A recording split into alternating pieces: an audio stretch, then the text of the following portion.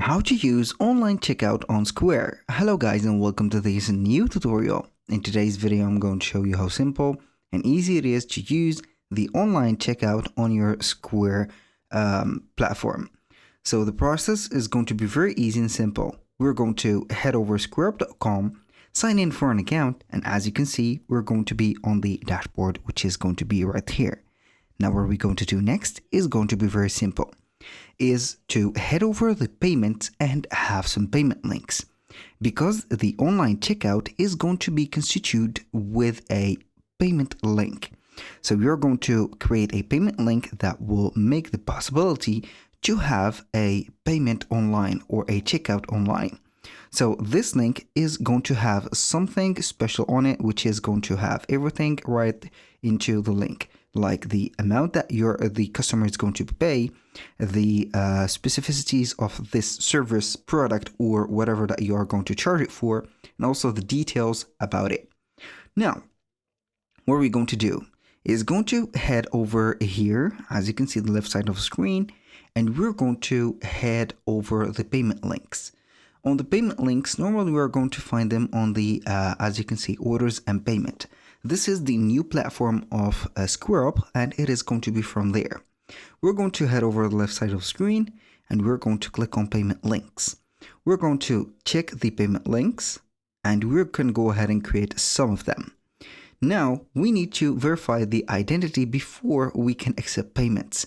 As you can see, this is the message that will show up here if you haven't already verified your account. But if you have already, this message is not going to be setting up here and also showing. So we're going to head over create link. Once we have did that, we're going to choose one of them, or one of the options that we have. The purpose is going to be one of the 4 items here: take payment, sell an item, sell an event or class, or accept a donation. So we're going to take a payment. This is going to be the most cases that you're going to use the online checkout for.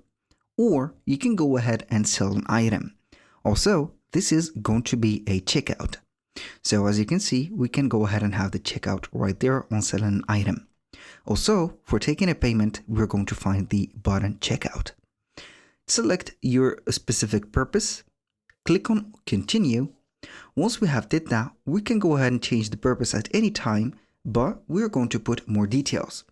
For example, if we are going to take a payment, we're going to have, for example, service fees. And we can go ahead and have any amount or an exact amount.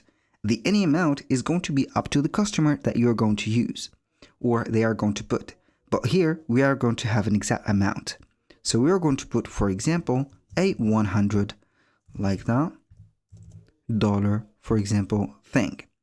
So for the frequency, we're not going to make it as recurring, but we're going to have it at one time. If you want to have it as a recurring payment, you're going to have it as weekly, monthly, quarterly, yearly, and whatever. You can put here the description, which is going to be optional, but I would like to have a description for this specific amount. And we can go ahead and upload an image, maybe for reference. You can add to the checkout some custom fields, tipping options, if you're going to put that, or they felt generous to put some tips, and also confirmation to redirect after a checkout. I'm not going to have the confirmation, and boom. You can visualize the preview of it, as you can see here, on the desktop or the mobile version. You're going to click on save. So that was pretty much it for today's video. Thank you guys for watching. I hope that you have enjoyed the content, and I hope to see you soon on the next one.